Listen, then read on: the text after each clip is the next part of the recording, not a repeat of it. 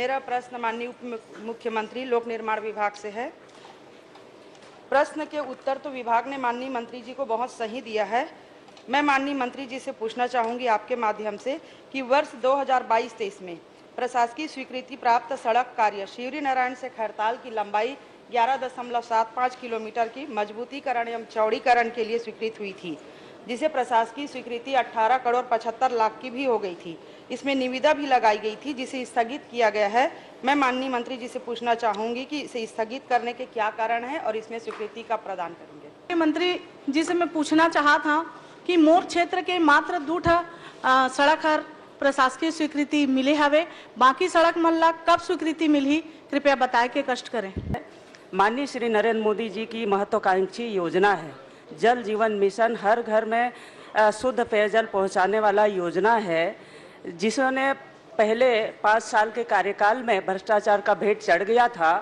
आज अव्यवस्था पूरा प्रदेश में फैली हुई है, उसको व्यवस्थापित करने के लिए, उसको ठीक करने के लिए मंत्री महोदय जी से मैं आपके माध्यम से पूछना चाहती हूँ कि इस योजना को व्यवस्थित करने के लिए क्या क्या योजना और रचना बनाई है। इस विषय पे लगा है आदरणीय अध्यक्ष महोदय जी। पहला प्रश्न 23 जुलाई को लगा था, दूसरा 17 दिसंबर को लगा था और प्रश्न सेम ही था, जवाब भी आया वो इस बार तीसरे में भी जो जवाब आया वो लगभग सेम है कि जो फूड पार्क स्थापना की जो बात आई है तो भूमि स्थानांतरण की प्रक्रिया चल रही है। उप मुख्यमंत्री महोदय मुझे केवल ये बता दें, जो 355 गांव में जो नल कनेक्शन दिया गया है वो 355 गांव जो है वो चालू स्थिति में है या नहीं।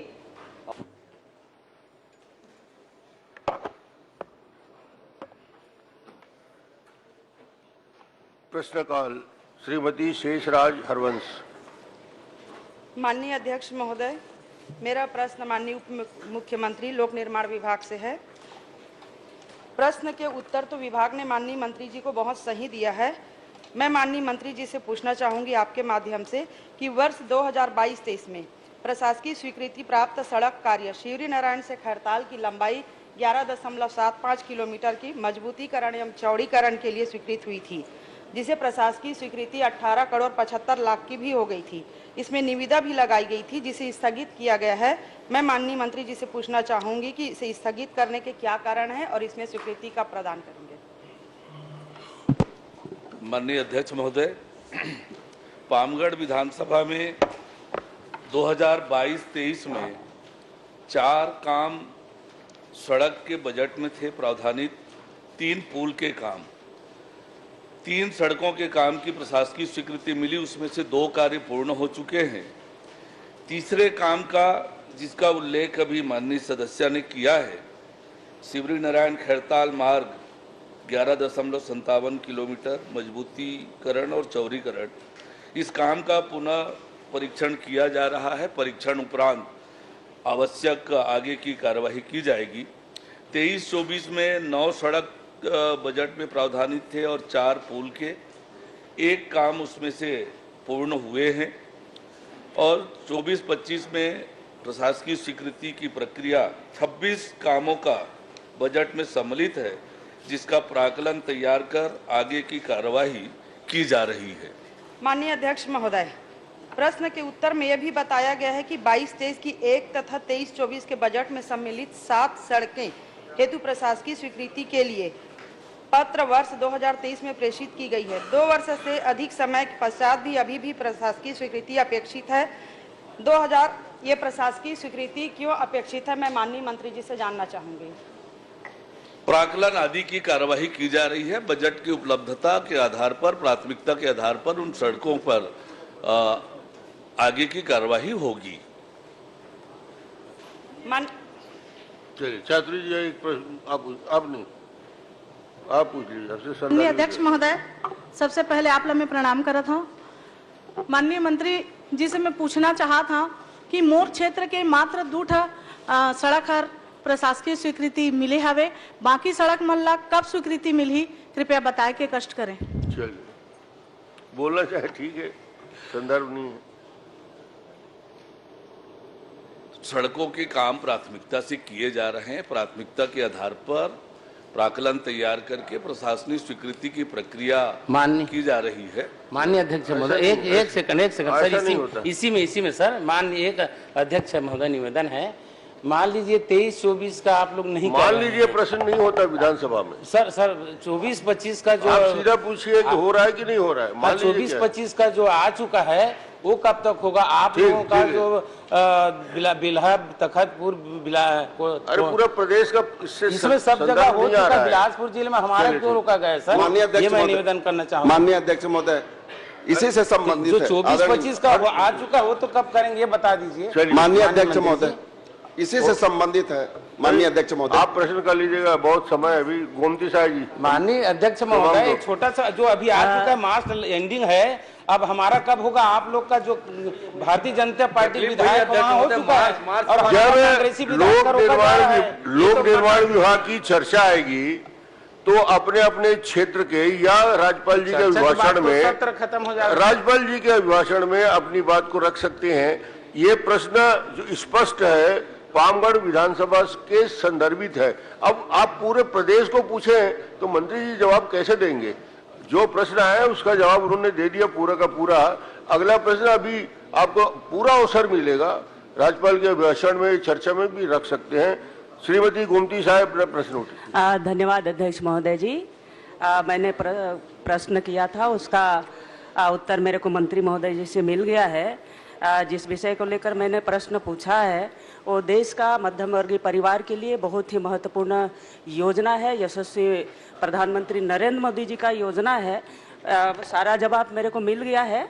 और लेकिन मेरा एक क्वेश्चन है, माननीय श्री नरेंद्र मोदी जी की महत्वाकांक्षी योजना है जल जीवन मिशन, हर घर में शुद्ध पेयजल पहुंचाने वाला योजना है, जिसने पहले 5 साल के कार्यकाल में भ्रष्टाचार का भेंट चढ़ गया था। आज अव्यवस्था पूरा प्रदेश में फैली हुई है, उसको व्यवस्थापित करने के लिए, उसको ठीक करने के लिए मंत्री महोदय जी से मैं आपके माध्यम से पूछना चाहती हूँ कि इस योजना को व्यवस्थित करने के लिए क्या क्या योजना और रचना बनाई है, कृपया पूछना चाहती हूँ।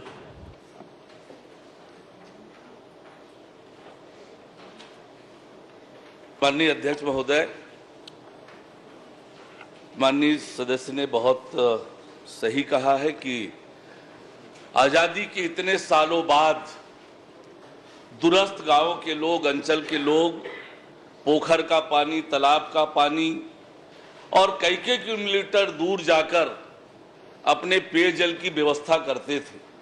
प्रधानमंत्री माननीय नरेंद्र मोदी जी ने जल जीवन मिशन 2019 में प्रारंभ किया और हर घर तक शुद्ध पेयजल पहुंचाने की योजना उन्होंने बनाई।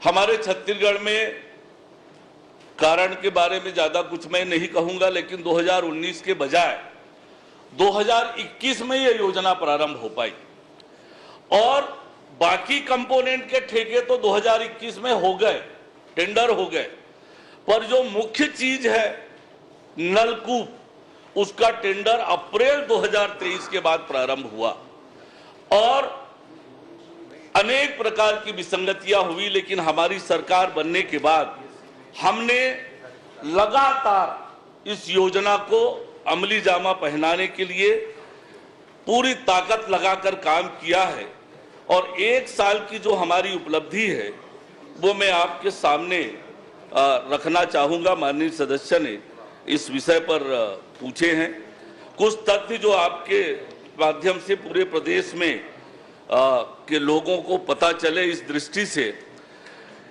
राष्ट्रीय स्तर पर जल जीवन मिशन को 15 अगस्त 2019 को लॉन्च किया गया।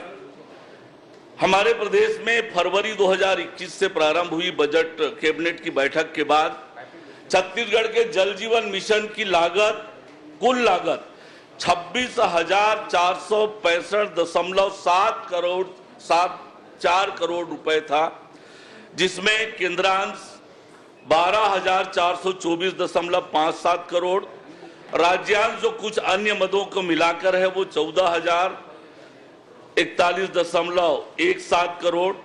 वर्तमान में कुल मिलाकर केंद्रांश जो प्राप्त हुआ है 6,178.33 करोड़, राज्यांश प्राप्त हुई है 7,2 292.28 करोड़, कुल मिलाकर 13,470.61 करोड़ रुपए की राशि 26,465 में से 13,470 करोड़ की राशि, मतलब लगभग आधी राशि व्यय हुई है।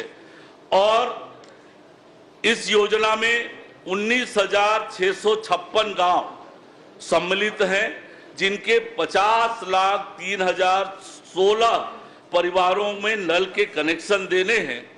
अभी ये शुरू में जब 2019 में लॉन्च हुई तब यह योजना 2024 तक थी, और अभी 25-26 के बजट में वित्त मंत्री जी ने इस योजना की अवधि बढ़ाने की घोषणा की है वर्ष 2028 तक।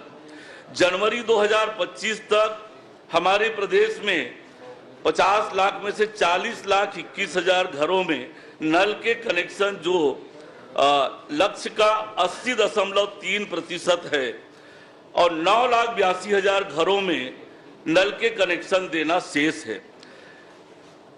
इन 19,656 गांवों में से 653 गांव ऐसे हैं जहां पर स्रोत उपलब्ध नहीं है।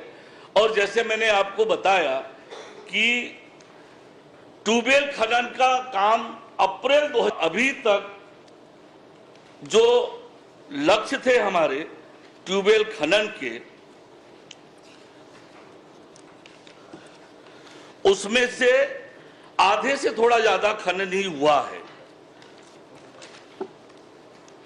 और ट्यूबवेल खनन का काम लगातार हम कर रहे हैं। इस बीच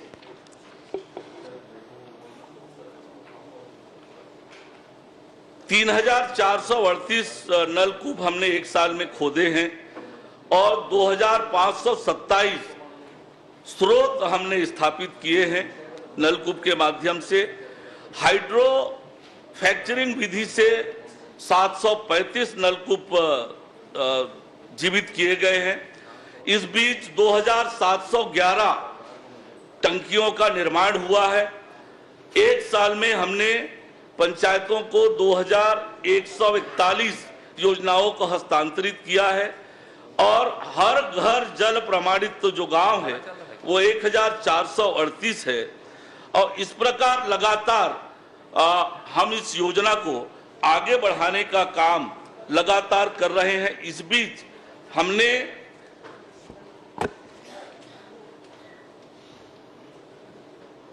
351 ठेकेदार जो काम प्रारंभ नहीं कर रहे थे उनके ठेके निरस्त किए हैं। 3,20,856 मीटर पाइप हमने अस्वीकृत किए हैं जो मानक के अनुरूप नहीं थे, पीवीसी पाइप। और 15 एजेंसियों को हमने डिबार किया है जो टंकी गुणवत्ता के अनुरूप नहीं थे। ऐसे 389 टंकियों को तोड़ने का काम, नल का चबूतरा जो ठीक नहीं थे ऐसे 4,679 चबूतरों को तोड़ने का काम किया। 14 बाउंड्री वाल तोड़े गए, पाइप उखाड़कर बदलने का काम। चलिए पर्याप्त है, बहुत तो ये लगातार व्यापक उत्तर दिया आपने। ऐसे भी प्रश्नकर्ता संतुष्ट हैं जी, और आपके जवाब के लिए उन्होंने धन्यवाद दिया है। जी, अच्छा जवाब आया। अध्यक्ष महोदय जी, मेरा एक क्वेश्चन और है। अरे जितने भी अधूरा काम है, और मैं आपके माध्यम से मंत्री महोदय जी को, उप मुख्यमंत्री जी को मैं धन्यवाद देती हूँ कि उन्होंने इतना बड़ा योजना को कार्यवाही करने का काम किए हैं। लेकिन जो अभी लंबित है वो कार्य को उसका एक समय सीमा उपलब्ध हो ताकि गांव-गांव तक पानी पहुंच जाए, जन-जन तक पानी पहुंचे। इस विषय में आप थोड़ा काम करें। इसके लिए आप क्या योजना बनाए हैं, कृपा करके बताने की कृपा करें। पूरी ताकत से और मजबूती से प्रधानमंत्री माननीय नरेंद्र मोदी जी के आकांक्षाओं के अनुरूप इस योजना को पूरा करने में हमारा विभाग इंद्र कुमार साहू जी। माननीय अध्यक्ष महोदय जी, आपके माध्यम से मैं उप मुख्यमंत्री से जानना चाहता हूं कि क्या अभनपुर विधानसभा क्षेत्र अंतर्गत अभनपुर नगर पालिका में मुख्य मार्ग पर गौरव पथ निर्माण कार्य की कोई योजना प्रस्तावित है? यदि हाँ, तो कितने किलोमीटर की लंबाई की कितने राशि की निर्माण की योजना है? अभनपुर में 2017 में गौरव पथ निर्माण की घोषणा हुई थी। प्रारंभिक तौर पर उसकी कार्यवाही नगरीय प्रशासन विभाग द्वारा की जा रही थी। बाद में शासन स्तर पर बैठक हुआ और लोक निर्माण विभाग को वो हस्तांतरित किया गया है। लोक निर्माण विभाग ने उसकी पुनरीक्षित प्राक्कलन तैयार की है 26,40,51,000 रुपए का, और यह स्वीकृति के प्रक्रियाधीन है। ठीक ठीक। माननीय चरणदास मान जी, प्रश्न क्रमांक 4।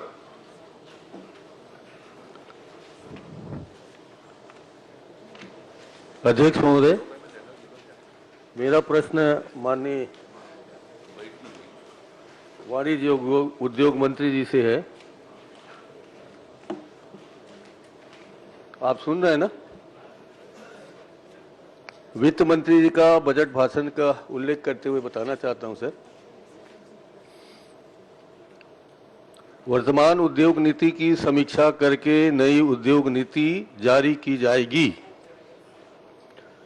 इसमें राज्य में उपलब्ध कृषि उत्पाद, वनोपज एवं खनिज संपदा तथा रोजगार मूलक उद्योगों की स्थापना का ध्यान रखा जाएगा और नए उद्योगों को बढ़ावा देने के साथ साथ कोर सेक्टर में पूर्व से कार्यरत उद्योगों को क्षमता विकास के लिए अनुकूल अवसर दिए जाएंगे। अध्यक्ष महोदय, मैंने पूछा इनसे कि जनवरी 24 से जनवरी 25 के अंतर्गत कितने उत्पाद बंद हुए। इन्होंने मुझे 5 उत्पादन कार्य बंद होने के सूचना दी है, जिसमें कुल मिला के 274 लोगों को सेवा से अलग किया गया और विशेषकर राजनांदगांव जिले में आपका ओरिएंट इस्पात प्राइवेट लिमिटेड टेढ़ेसरा है, वहाँ पर भी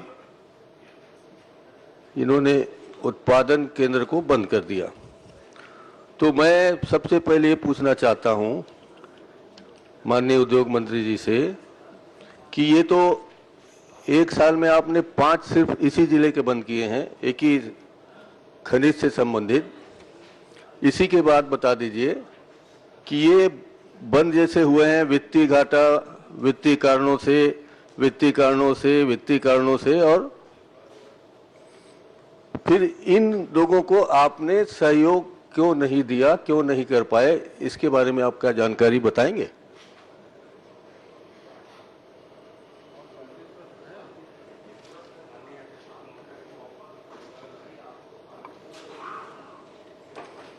जो बंद 5 उद्योग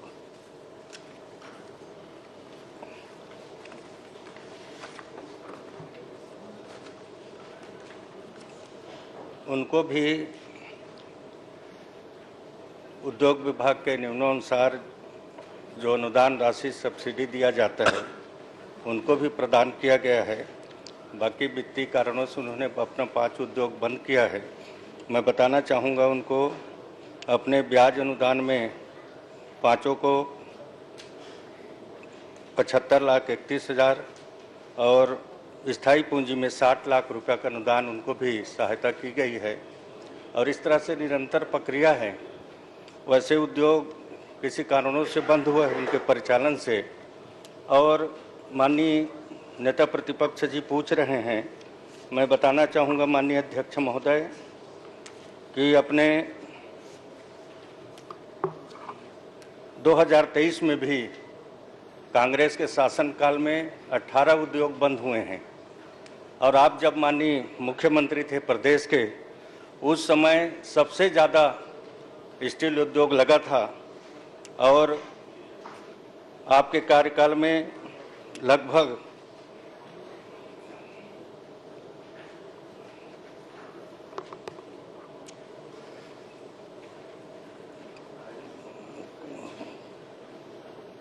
18 उद्योग इनके इसमें 2023 में ही बंद हुए हैं और 27 5 साल में बंद हुए हैं। और इस तरह से रूटीन की मामला है, अगर किसी को उद्योग नहीं चल पाता है तो बंद कर देते हैं। बाकी हम लोग को तो पूरा प्रयास है उद्योग को ज़्यादा से ज़्यादा लाभ मिले, इसके लिए नया उद्योग नीति भी। ठीक है, और कोई प्रश्न? महाजी लगता है माननीय मंत्री जी घबरा रहे हैं। छोटा छोटा प्रश्न करिए। अच्छा, छोटा छोटा। वो आप ही की तरफ इंगित कर रहे हैं तो मैं भी आपकी तरफ इंगित कर सकता हूं सर। लौह पुरुष सरदार वल्लभ भाई पटेल, जिसकी 150वीं जयंती अपन मना रहे हैं, पंडरिया में खोला था आपने, आप ही ने खोला था। वो वर्ल्ड और हाईएस्ट शुगर उत्पादन होता था उसमें, वहां बिजली भी बनती थी। 18 फरवरी को बंद हो गया। इसलिए बंद हो गया कि आपने गन्ना उत्पादकों को पैसे नहीं दिए, भुगतान नहीं किए। ठीक है सर। भौरम देव आपका क्षेत्र है, कहाँ है? आप तो हैं ही हैं यहाँ, शर्मा जी भी शायद हैं। भौरम देव शक्कर का कारखाना 26 जनवरी से बंद, जहां बिजली भी उत्पादन होता था। बालत का शक्कर कारखाना बंद। हमारी सरकार ने मक्का के से इथेनॉल बनाने का कोंडा गांव चालू करने के लिए तैयार रखा हुआ है, चालू नहीं हुआ क्योंकि इसमें लिखा हुआ है कि ये भूपेश बघेल सरकार ने किया है। और सूरजपुर जिले के करसा गांव में शक्कर कारखाना बंद। हम लोग माननीय मंत्री जी एक रिवॉल्विंग फंड बनाए थे। उस रिवॉल्विंग फंड में ये व्यवस्था थी कि अगर शक्कर कारखाना में या अन्य किसानों को कुछ पैसे देने हो गन्ना उत्पादन का, तो उनको पैसे दिए जाएं ताकि वो गन्ना उत्पादित कर सकें और उनको किसी तरीके से कोई कठिनाई ना हो।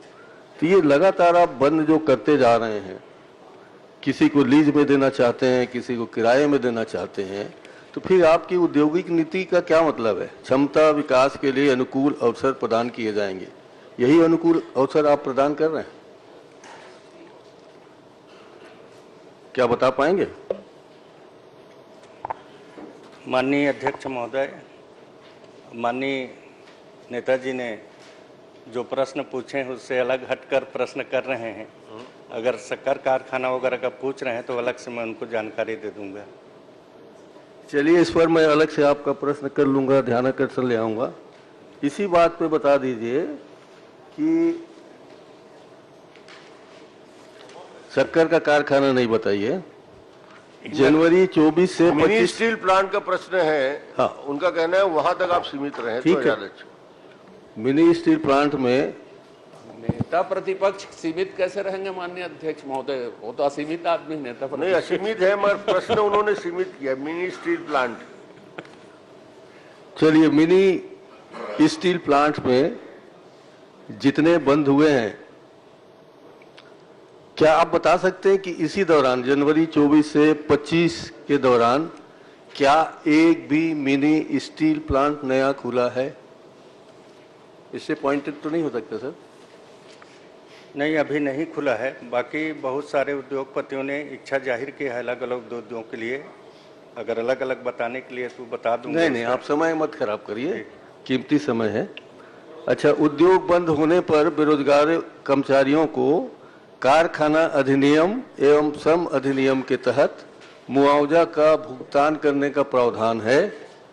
तो क्या आपने जो कारखाने बंद हुए हैं मिनी स्टील प्लांट के, उनको आपके श्रम अधिनियम और कारखाना अधिनियम के तहत मुआवजा का भुगतान किया है? यदि हाँ तो कितने लोगों को?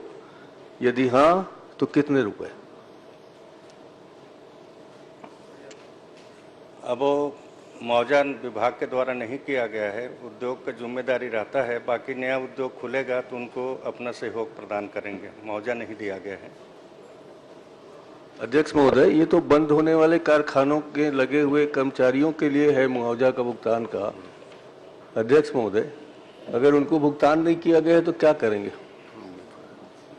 ये तो बहुत गंभीर प्रश्न है और उत्तर बहुत ही साधारण। माननीय अध्यक्ष महोदय, जो हमारे श्रम अधिनियम श्रम विभाग के द्वारा जो प्रसारित है उसके नियम अनुसार उनको प्रावधानित किया जाएगा ना, देंगे? नहीं, श्रम विभाग के नियमानुसार होगा। हाँ, श्रम और कारखाना अधिनियम है, दोनों अधिनियम आपके अधीनस्थ हैं। जी। और दोनों अधिनियम के तहत इसको देखवा लूंगा। जो काम करने वाले लोग हैं, जो भी नियम में होगा उसको करेंगे ना, नियम में होगा उसको करेंगे, नियम अनुसार करेंगे ना। चलिए, धन्यवाद। चलो, धन्यवाद। श्री अजय चंद्राकर जी। माननीय अध्यक्ष महोदय, एक लाइन आपको पढ़ के सुनाता हूं, फिर मैं प्रश्न करूंगा। विधानसभा से ही संबंधित है। 16 दिसंबर 2024 के मेरे ध्यानाकर्षण में माननीय मंत्री महोदय जी ने विधानसभा में जो कहा है, स्थानों पर टंकी बन गई और जल स्रोत नहीं है, उसी संबंधित प्रश्न है ये।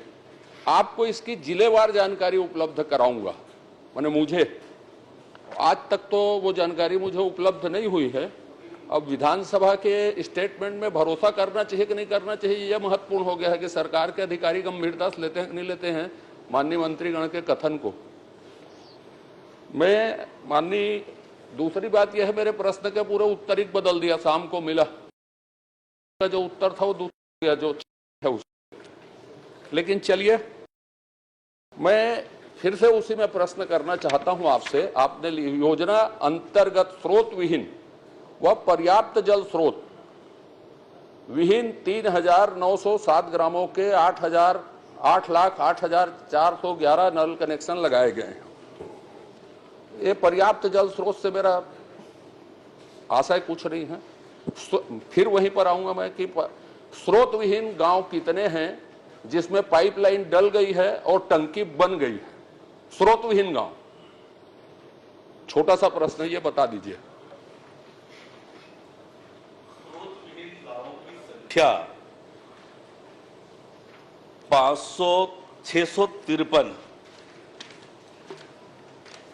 653 गांव ऐसे हैं जहां पर स्रोत विहीन है और उसमें से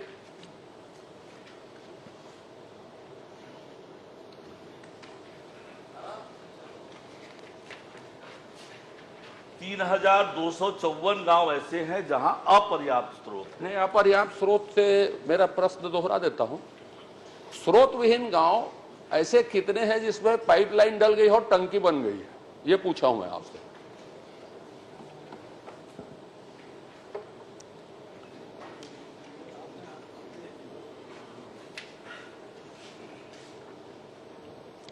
माननीय अध्यक्ष महोदय,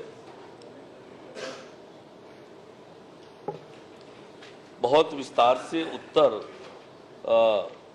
माननीय सदस्य महोदय का दिया है। विस्तार से उत्तर परिशिष्ट में बहुत छोटा प्रश्न उद्भूत हो रहा है। आप मुझे 4 महीने पहले जानकारी देने वाले थे इसकी।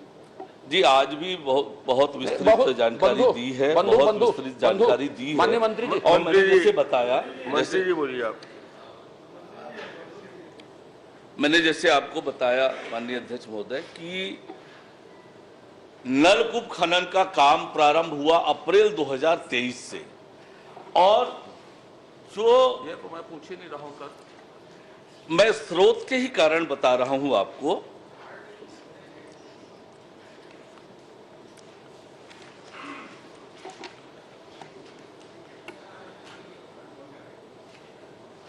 कि 2023 अप्रैल से प्रारंभ हुआ, इसलिए स्रोत की दिक्कत हुई है।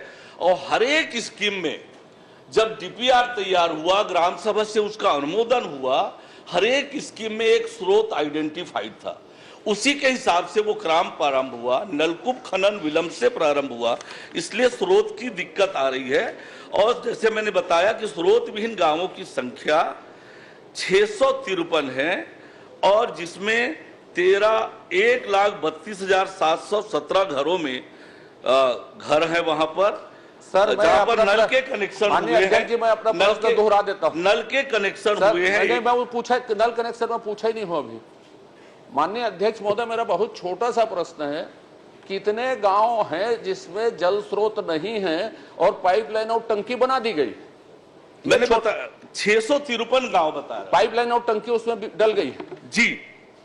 माननीय अध्यक्ष महोदय, मेरा दूसरा प्रश्न है, जो आपके जल जीवन मिशन है, आप जो इधर उधर की बात बता रहे हैं, बिना जल स्रोत के क्या पाइपलाइन और टंकी बनाई जा सकती है? और सुनिए ना, बनाई जा सकती है तो कार्यपालन अभियंता या जिला स्वच्छता समिति में जो भी हैं जिन्होंने इसको अनुमोदन दिया है, क्या वो बिना जल स्रोत के गांव में अनुमोदन दे सकते हैं? माननीय अध्यक्ष महोदय, मैंने अभी स्पष्ट किया कि जब प्रारंभिक तौर पर डीपीआर बना, ग्राम सभा से उस डीपीआर का अनुमोदन हुआ, जिला जल एवं स्वच्छता समिति ने उसका अनुमोदन किया और हर एक योजना में एक जल स्रोत चिन्हित था और उस जल स्रोत चिन्हित होने के कारण से वो काम आगे बढ़ा। और जो बड़ी दिक्कत हुई, अप्रैल 2023 से ट्यूबवेल का टेंडर हुआ और इसलिए प्रोग्रेस दिखाने के लिए भी काम चला। अध्यक्ष प्रोग्रेस दिखाने के लिए नल के कनेक्शन, और हमने इसका विश्लेषण किया हमारी सरकार बनने के बाद, और एक साथ शायद प्रदेश में पहली बार ऐसा हुआ होगा कि एक साथ 6 एग्जीक्यूटिव इंजीनियर को सस्पेंड किया और उनके खिलाफ विभागीय कार्यवाही चल रही है। माननीय अध्यक्ष महोदय, तो लगातार माननीय मंत्री जी, अपन मैं छोटा छोटा पूछ रहा हूँ, छोटा छोटा उत्तर दे देते कृपया रहती। आप अच्छा काम कर रहे हैं, मैं प्रशंसा कर देता हूँ, सब अच्छा है बोल देता हूँ। जो जितनी प्रशंसा आप सुनना मेरे से चाहेंगे, मैं बिल्कुल चारण भाड़ जैसे कर दूंगा प्रशंसा, लेकिन मैं बहुत छोटा पूछ रहा हूं प्रश्न।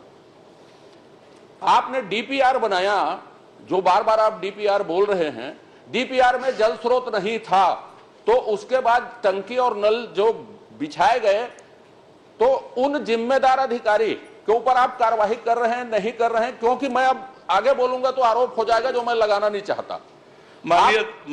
डीपीआर में जल स्रोत था नहीं था, अब ये बताएंगे तो इससे अच्छा बता दीजिए मुझको। मैंने आपको स्पष्ट रूप से कहा कि जब डीपीआर तैयार हुआ, ग्राम सभा में उसका अनुमोदन हुआ, तो हर एक योजना में एक जल स्रोत चिन्हांकित था।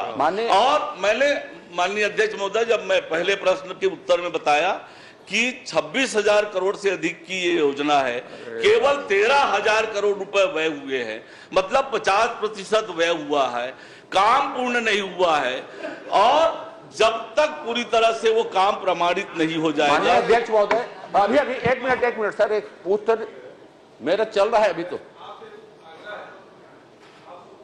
आप वरिष्ठ हैं, दोनों खड़े रहते हैं अध्यक्ष। नहीं, वे ये प्रश्न करते हैं तब भी खड़े रहते हैं, वो उत्तर देते तब भी खड़े, बाद में बैठे। निर्देश करिए कि जब एक बोले दूसरा बैठ जाए। मैं समझा, और कर रहे हैं। सुनो ना, कोशिश तो पूरा कर रहे हैं, आप संतुष्ट नहीं हो रहे, क्या करें? क्या है ये आपके समय कलाकारी है जिसको वो भोग रहे हैं।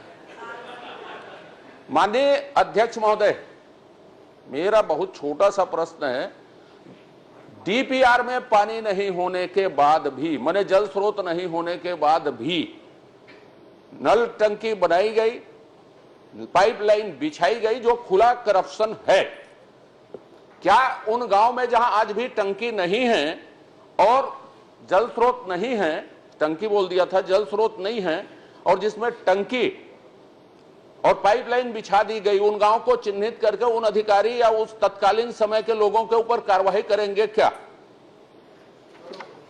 माननीय अध्यक्ष महोदय, सदन के सामने मैं स्पष्ट रूप से ये कहूंगा कि किसी भी ठेकेदार का जब तक काम पूरा नहीं होगा 70% से अधिक भुगतान नहीं करेंगे, और जब तक पूरी तरह से वो योजना संचालित नहीं होगी भुगतान नहीं होगा, और स्रोत नहीं पाया गया, योजना पूरी नहीं हुई, तो संबंधित लोगों के खिलाफ निश्चित रूप से कड़ी कार्रवाई करेंगे। एक प्रश्न छोटा सा। कड़ी से कड़ी बोल रहे हैं। अरे वो तो 1 साल से मैं कड़ी देख रहा हूँ, कितनी कड़ी हुई है उसको देखा हूँ। अभी इसमें आपकी मैं बोलूंगा, उस गांव चल के देखेंगे, आपको आमंत्रित कर देता हूँ, बोलिए। तो उसमें अभी आप छोटा कुछ भी नहीं हो रहा है, कुछ भी, कोई कड़ी कार्रवाई नहीं हो रही। आप प्रश्न करिए शांति से ही कर रहा हूँ। आपने पहले निर्देश दे दिया मेरे को शांति से रहना। प्रश्न आराम से करिए। अब माननीय, मैं आपके उत्तर को पढ़ रहा हूँ थोड़ा सा। जल जीवन मिशन के अंतर्गत प्रदेश के कुल 19,656 ग्रामों में 50,000 समथिंग आपको कनेक्शन लगाने थे। आपने 5,291 ग्रामों के 12,80,000 12,80,808 कनेक्शन दिए हैं। 50,000 में 12,000 आप लगाए हैं और इसको आप बोल रहे हैं 80.3% पूरा हो गया। तो ये कौन से गणित में 80% पूरा हो गया? स्पष्ट कर दे रहा हूं। आपका प्रश्न पढ़िएगा, कुल कितने ग्रामों के घरों में लक्ष्य के अनुरूप कितने ग्रामों के कितने घरों में नल कनेक्शन पूर्ण, तो जिन गांवों में 100% कनेक्शन हो गया है उन गांवों की संख्या है 5,291। बाकी के जो कनेक्शन है किसी गांव में 80% हुए हैं, कहीं 90% हुए हैं, कहीं 70% हुए हैं, इसलिए वो आंकड़ा 40 लाख से ऊपर। मैं आपकी बात मान लो, आप बहुत सारी बात कर रहे थे अभी उपलब्धियों में अपनी, तो ये मान ले आप कि 19,656 गांव में सिर्फ 12,000 नल कनेक्शन लगे हैं, ये मान लेना। 19,000 गांव में आप 12,000 कनेक्शन ही लगे हैं अभी तक, कि ज्यादा लगे? आपने शायद अध्यक्ष महोदय समझने में दिक्कत हो रही है। मैंने कहा 5,291 ग्रामों के, नहीं वो पढ़ा लिखा हूं मैं, आप मेरी बात समझ लीजिए जी। हो सकता है जो कंफ्यूजन क्रिएट हो रहा है वो ठीक हो जाए। 50 लाख आपको कनेक्शन देने हैं, समथिंग 50 लाख समथिंग, उनमें से 5,000 के गांव की बात कर रहा हूं। मान लो 5,000 में से आपने 12,000 दिया है, 12,000 समथिंग, 12,080, 12,80,808, 12,80,808 ये कुल कनेक्शन की संख्या है कि 5,000 जो गांव है उनकी संख्या है? ये वो 5,000 गांवों की संख्या है, 5,000 गांव है, वहां नल कनेक्शन की संख्या है, तो उसमें 80% है ना? ठीक है, चलिए। एक प्रश्न मैंने कुल मिला के जितना 50 लाख कनेक्शन देना है उसका 80% हमने किया है, जो भी आप 40 लाख से ऊपर। माननीय अध्यक्ष महोदय, भाई यदि आप दे सकते हैं तो मैं इस प्रश्न में शुरू दिन से, जिस दिन से सरकार बनी हो उस दिन से लगा हूं, आप एक भी कार्यवाही नहीं किए हैं। जो जल स्रोत विहीन गांव हैं और जिसमें नल टंकी लग गई है और पाइपलाइन बीच गया है, क्या उसकी जांच करवा के कार्यवाही करेंगे और जल स्रोत की व्यवस्था के लिए कोई आश्वासन सदन को देंगे क्या कि इतनी अवधि में जल स्रोत की व्यवस्था हो जाएगी? क्योंकि आप कोशिश कर रहे हैं, ये उत्तर मैं तीसरी बार सुन रहा हूं। आप जवाब सुन लीजिए। माननीय अध्यक्ष महोदय, जैसे मैंने आपको बताया कि केंद्र सरकार ने बजट घोषणा में योजना की अवधि 2028 तक बढ़ाई है और इसके लिए 67,000 करोड़ रुपए का प्रावधान भी किया है। और मैंने भी जैसे बताया आपको कि 26,000 करोड़ से अधिक की योजना है, केवल 13,000 करोड़ रुपए खर्च हुआ है। योजना की कार्यवाही चल रही है, योजना प्रगतिरत है। और माननीय अध्यक्ष महोदय, आपके सामने धमतरी जिले का और कुरुद विधानसभा का भी रिपोर्ट कार्ड प्रस्तुत कर देता हूं। नहीं, मुझको, मैं प्रदेश स्तरीय में इतना लिमिटेड आदमी नहीं हूं। चलिए, धन्यवाद। तो आप कार्रवाई नहीं करेंगे उसमें?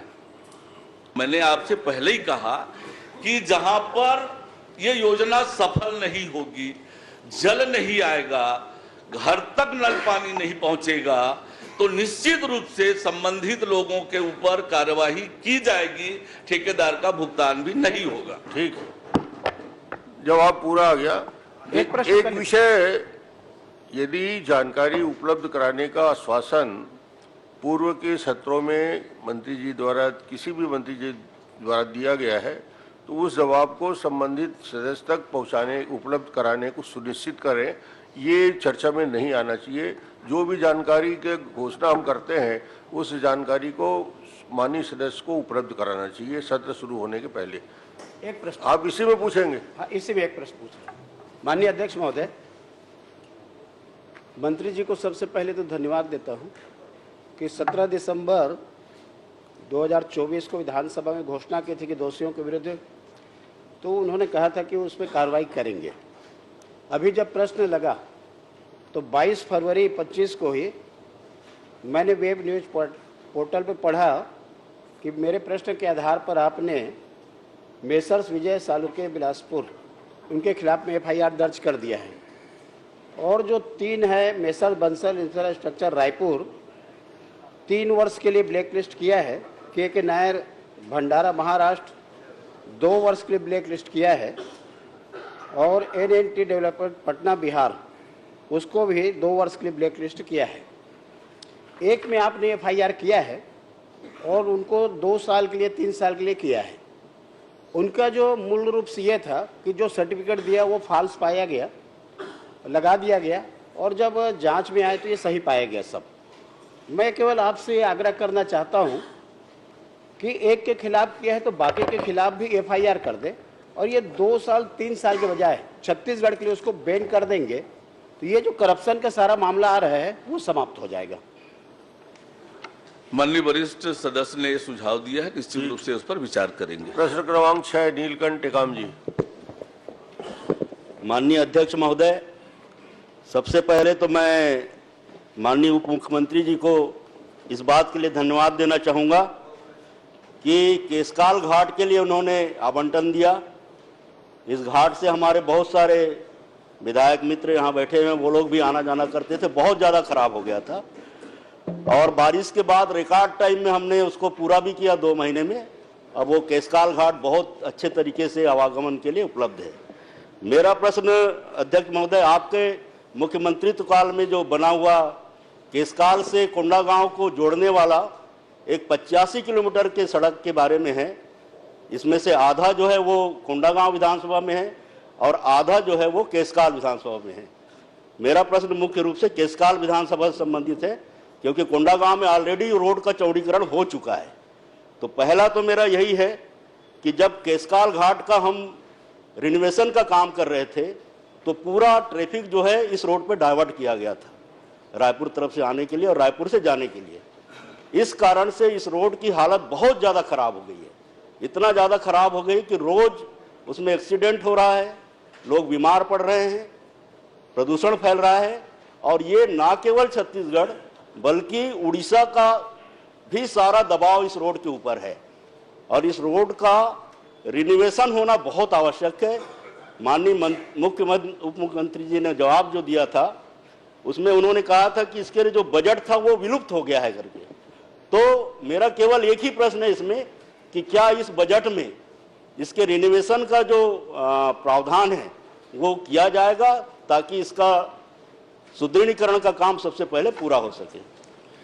माननीय अध्यक्ष महोदय, माननीय सदस्य जी ने बास्कोट से केशकाल जो 39 किलोमीटर का रोड है जिसके रिपेयरिंग के बारे में ये प्रश्न किया है। 1 से लेकर 21 किलोमीटर तक 7 भागों में निविदा अनुबंधित है। 15 किलोमीटर का कार्य पूर्ण हो चुका है डामरीकरण का, शेष 6 के लिए कार्यवाही प्रक्रियाधीन है, और शेष 18 किलोमीटर पेच रिपेयर का टेंडर लगाया जा रहा है, और इस रोड का शीघ्र ही हम रिपेयरिंग कर लेंगे। माननीय अध्यक्ष महोदय, इसके चौड़ीकरण को लेकर के भी मेरा सवाल है, क्योंकि ये भारतमाला प्रोजेक्ट से हमारे नेशनल हाईवे को जोड़ने वाला सड़क होगा और आने वाले दिनों में इसका चौड़ीकरण होना बहुत आवश्यक है। तो इस पर सरकार की ओर से कोई पहल की जा रही है क्या? निश्चित रूप से ये सही है कि ये महत्वपूर्ण मार्ग है, इस पर जरूर विचार करेंगे। प्रश्न क्रमांक 7 मोतीलाल साहू जी। माननीय अध्यक्ष महोदय, मेरा प्रश्न अमृत मिशन को लेकर के है, जिसमें रायपुर शहर की 70 वार्डों में 45 वार्डों में अमृत मिशन के माध्यम से घरों तक जल आपूर्ति पहुंचाने का है, और जिसके तहत मुझे प्रश्न के अनुसार जो जानकारी उत्तर में मिला है उसमें 8 कार्यों के माध्यम से लगभग 41,114 लाख रुपए की खर्च बताया गया है, परंतु जिन वार्डों में ये कार्य हुआ है उन वार्डों की स्थिति अभी बहुत दयनीय है। कहीं पे पाइपलाइन तो लग गया है पर पानी की सप्लाई अभी तक नहीं हो पा रहा है। तो ऐसे कैसे डीपीआर बनाया गया और ऐसे कैसे बना करके कार्य पूर्ण कराया गया कि आज भी उपभोक्ता के पास पानी नहीं पहुंच रहा है। कई वार्डों में आज भी कार्य अधूरा है, खुदा हुआ है, कहीं पाइपलाइन बिछा है तो अधूरी बिछा हुआ है, कहीं कनेक्शन दिया भी गया है तो नाली में पड़ा हुआ है, कहीं कनेक्शन दिया हुआ है तो वो कुचल करके वो टुकड़े टुकड़े हो गए हैं, नष्ट हो चुका है।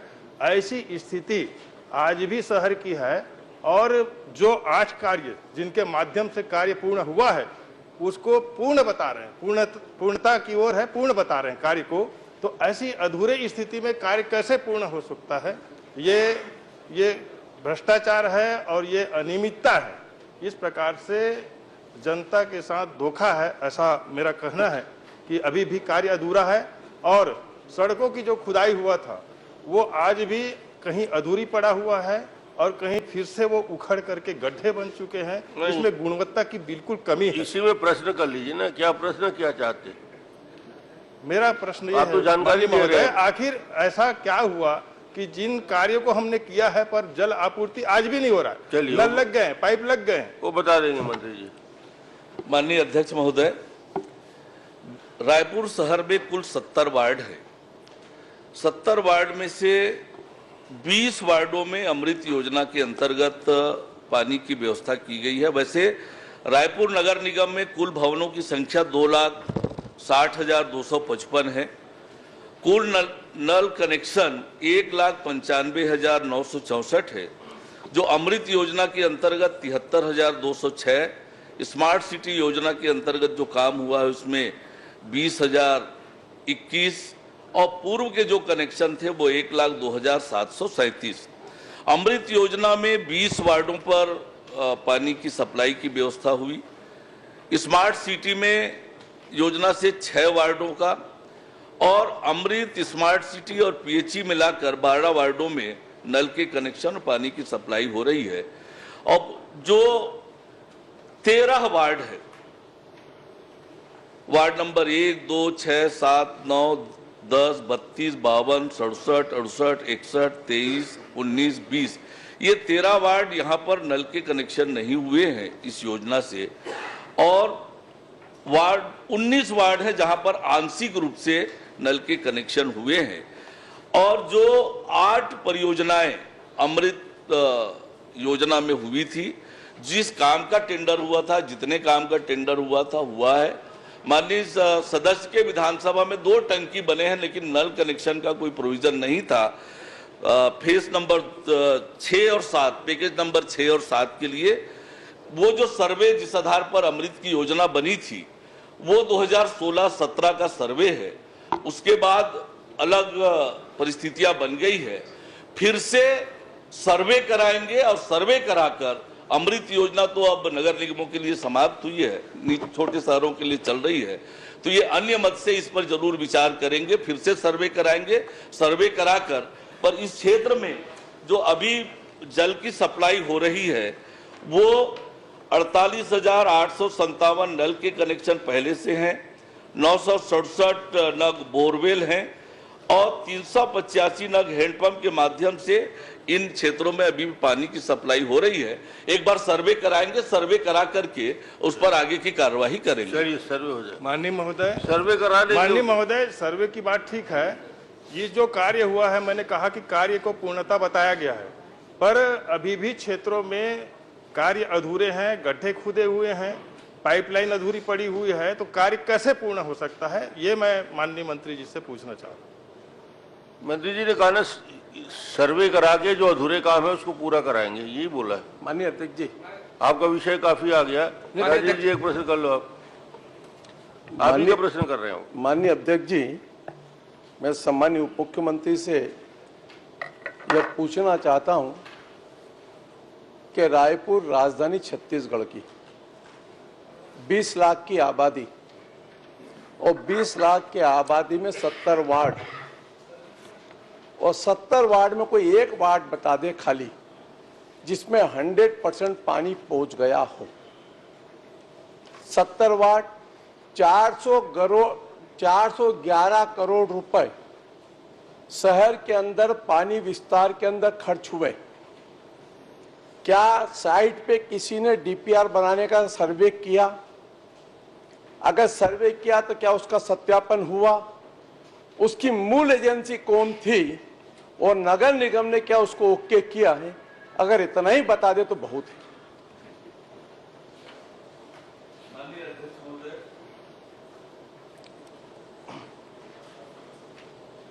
डिस्ट्रीब्यूशन पाइपलाइन ओवरलैपिंग न हो, सेतु निगम रायपुर से संबंधित जोन क्षेत्रांतर्गत जल कार्य से संबंध अभियंता लाइनमैन के माध्यम से जानकारी संलग्न कर consultant messrs IPE global Delhi द्वारा ड्राइंग डिजाइन तैयार कराया गया। स्वीकृत ड्राइंग डिजाइन के अनुसार कार्य के दौरान कार्यस्थल पर आवश्यकता होने पर नवीन पाइपलाइन बिछाई गई है। पाइपलाइन के कार्य में ओवरलैपिंग न हो, इसका क्रियान्वयन के दौरान विशेष ध्यान रखा गया। अपितु राइजनिंग मेनलाइन नई टंकी बिछाई गई, ओवरलैपिंग नहीं हुई है और सभी जो प्रक्रिया है प्रकोष्ठ के माध्यम से नियमानुसार की गई है। माननीय अध्यक्ष महोदय, माननीय मंत्री जी ने, उप मुख्यमंत्री जी का एक भी सिंगर हो, मैं रायपुर में 75% ओवरलैपिंग हुई है। ये रायपुर शहर के चारों विधायक यहीं बैठे, पूर्व महापौर भी हैं। अगर ओवरलैपिंग आपको जिस भी अधिकारी ने ये बात कही, आप जो मोहल्ले में कहेंगे, जिस जगह की अगर DPR उसने बनाई है, मैं आपको तथ्यात्मक प्रूफ के साथ यह सदन में बता दूंगा ला करके कि आपके यहाँ ओवरलैपिंग हुई। 6 इंच की पाइपलाइन डली है, 4 इंच की पाइपलाइन डली है, जिसने DPR 6 इंच की पाइपलाइन को दबा दिया, 4 इंच की पाइपलाइन को दबा दिया। और यही तो प्रश्न मेरा भी लगा था अध्यक्ष महोदय, और आपने अपने प्रश्न के उत्तर में ये बात कही है। ये मेरे प्रश्न के उत्तर में आपने इस बात को कही है कि कोई साइट का कहीं पे किसी प्रकार का डिस्ट्रीब्यूशन पाइपलाइन ओवरलैपिंग ना हो, इसलिए संबंधित क्षेत्र की जल विभाग में पदस्थ तत्कालीन उप अभियंता, सहायक अभियंता, लाइनमैन से जानकारी संलग्न कर कार्य का विस्तार परियोजना प्रतिवेदन निकाय द्वारा तैयार किया जाकर पाइपलाइन विस्तारीकरण कार्य कराया गया। इस संबंध में नगर निगम से मैं जो कोट कर रहा हूं अध्यक्ष महोदय, इस बात को गंभीरता से माननीय उप मुख्यमंत्री ने, नगर निगम से कोई प्रमाण पत्र नहीं लिया गया। जो पूरा शहर की पानी का सप्लाई का काम नगर निगम करता है, सालों साल से नगर निगम पाइपलाइन का विस्तार करता है और नगर निगम ही इसका पूरा संचालन करता है, और उस नगर निगम से कोई NOC तक नहीं ली, तो आखिर में वो पाइपलाइन का विस्तार किसके निर्देश पर कहां हुआ है? मेरा प्रश्न यही है कि 411 करोड़ खर्च करने के बाद भी राजधानी के अंदर 24/7 पानी का विस्तार हम नहीं पहुंचा पाए। क्या इसके अंदर जो भी दोषी अधिकारी हैं, बिना जानकारी के काम किए हैं, क्या उनके खिलाफ कार्रवाई करेंगे? माननीय अध्यक्ष महोदय, ओवरलैपिंग की और किसी प्रकार की अनियमितता के कोई तथ्य माननीय सदस्य के पास हो तो उपलब्ध करा दे, मैं निश्चित रूप से उस पर जांच बहुत स्पष्ट हो गया। अध्यक्ष महोदय, मेरा प्रश्न सर, अध्यक्ष महोदय, माननीय आप जो कह रहे तथ्य, यार ये तो मैंने लिखित में निगम में कई बार समीक्षा में दे चुका हूँ, कमिश्नर से लेकर सबको, ये चारों राजधानी का विषय अध्यक्ष महोदय, देखिए जो नगर निगम में बैठे थे पहले, मैं नहीं आरोप लगाना चाहता हूं, और जिस प्रकार की बंदर बाट इस रायपुर शहर के पैसे की हुई है, सिंगल वार्ड ऐसा नहीं अध्यक्ष महोदय। यह दर्द है इस बात का कि राजधानी के अंदर करोड़ों रुपए खर्च करने के बाद भी एक वार्ड के अंदर 24/7 कहीं पानी नहीं पहुंचा पा रहे। और मैं आपके माध्यम से एक छोटा सा प्रश्न, माननीय अध्यक्ष जी, प्रश्न आगे, पुराना फिल्टर प्लांट, 1 मिनट आपके संज्ञान में लाना चाहता हूं, मंत्री जी के भी लाना चाहता हूं। पुराना फिल्टर प्लांट में 87 MLD पानी, 87 MLD 45 MLD पानी सप्लाई होता था।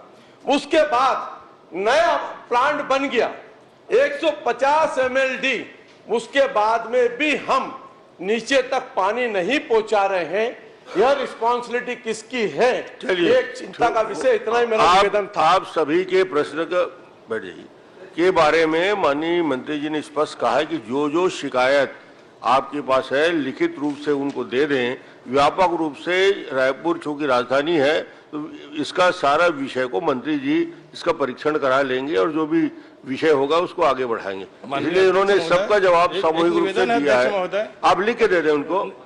एक निवेदन है मेरा, लिख के दे दें, क्योंकि प्रश्न लंबा हो गया है। उसमें 45 वार्डों को अमृत मिशन के तहत कहा गया है। हाँ। माननीय मंत्री जी ने अभी 20 वार्डों का अमृत मिशन के तहत कहा है, तो उन्होंने जो कहा है वो सही है कि मेरे पास जो जानकारी मिला है वो सही है? चलिए।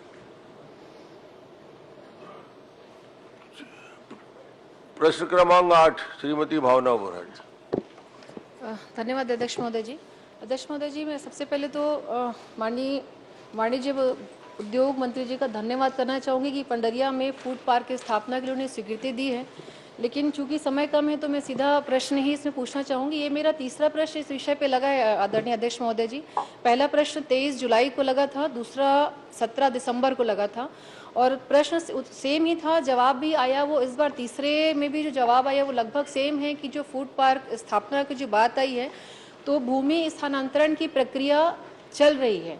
तो महोदय जी लगभग 14 महीने हो गए हैं, 14 महीनों में अगर भूमि हस्तांतरण की प्रक्रिया अभी कंप्लीट नहीं हुई है तो कृपया करके समय अवधि एक बार बताने का कष्ट करें कि और कितना समय उसमें लगेगा, क्योंकि लगातार कभी तहसील कार्यालय, कभी कलेक्ट्रेट, कभी संचालनालय में ये लगातार प्रक्रिया अधीन रहेगी तो फिर इसमें समय बहुत लगेगा। और पंडरिया जैसे टाउन कस्बे में इसका बहुत महत्व है, जो फूड पार्क स्थापना जो होनी है इसका, तो कृपया मंत्री जी बताने का कष्ट करेंगे कि इसमें समय और कितना लगने वाला है। माननीय अध्यक्ष महोदय,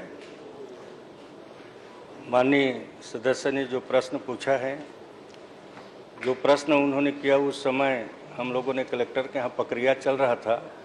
बाकी अभी पूर्ण रूप से जमीन उद्योग विभाग को अधिपत्य मिल गया है और जल्द अज जल्द फूड पार्क के साथ में हम लोग, और क्योंकि बड़ा जमीन है औद्योगिक भी वहाँ पर उद्योग लगाने के विधायक जी का कहना यह है चौथा प्रश्न लगाना ना पड़े उसके पहले नहीं, अब जल्दी शुरू हो जाएगा, जो भी प्रक्रिया है उसको करके बहुत बढ़िया जवाब दिया आपने। अध्यक्ष महोदय जी, इसमें सेकंड मेरा क्वेश्चन ये था कि जैसे अभी बताया कि संशोधन, क्योंकि नई उद्योग नीति आ गई है तो उसके अकॉर्डिंग इसमें संशोधन के लिए अभी विचाराधीन है, तो चूंकि नई उद्योग नीति आ गई है और विचाराधीन है तो क्या नई उद्योग नीति के तहत इसमें कुछ छूट दी जाएगी अगर कोई उद्योग लगा रहे हैं, और किस तरीके के उद्योगों को इसमें प्राथमिकता मिलेगी? उद्योग नीति के तहत जो भी नया उद्योग नीति बना है उसके तहत जो भी उद्योग लगेगा उसको जो नीति के अनुसार से उनको पूर्ण रूप से अनुदान, छूट, सब्सिडी सब मिलेगा।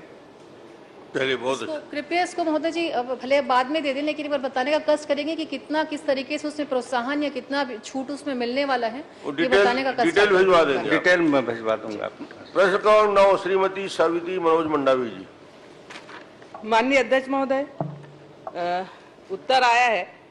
उप मुख्यमंत्री महोदय, मुझे केवल ये बता दें, जो 355 गांव में जो नल कनेक्शन दिया गया है वो 355 गांव जो है वो चालू स्थिति में है या नहीं, और साथ ही इसकी सूची में उपलब्ध करा देंगे। और साथ ही माननीय अध्यक्ष महोदय, माननीय मुख्यमंत्री जी जो 355 का आंकड़ा जो बताया है और केवल 7 गाँव में ही बचा है बोल रहे हैं, तो ये केवल आंकड़ा जो गलत है, केवल वो कागज पर है, जबकि धरातल पर कुछ और है। 355 गांव में 100 गांव में भी यदि कनेक्शन पहुंच गया हो तो बड़ी बात है। आज हम जहां भी जाते हैं वहां केवल वो टंकी बनाकर छोड़ दिया गया है या जो पाइपलाइन बिछाकर छोड़ दिया गया है, और हर गांव में जो है नल जल कनेक्शन की शिकायत है, तो ऐसे लापरवाह ठेकेदार पर कार्रवाई होगी क्या? माननीय अध्यक्ष महोदय, माननीय सदस्य के विधानसभा क्षेत्र में कुल 55,933 घरों में जल जीवन मिशन के अंतर्गत कनेक्शन देना था। 49,538 घरों में नल के कनेक्शन दिए जा चुके हैं। कुल 482 योजनाएं विधानसभा क्षेत्र में भानु प्रतापपुर में स्वीकृत है। 280 पूर्ण हो गए हैं, 202 प्रगतिरत हैं। रेट्रोफिटिंग योजना के 113 कार्य स्वीकृत हैं, उसमें से 67 पूर्ण हो गए हैं, 46 प्रगतिरत है। एकल ग्राम योजना के 108 काम स्वीकृत हैं, उसमें से 71 पूर्ण हो गए हैं और 37 प्रगतिरत है। सोलर आधारित 261 कार्य स्वीकृत हैं, 142 पूर्ण हो गए हैं, 119 प्रगतिरत हैं। और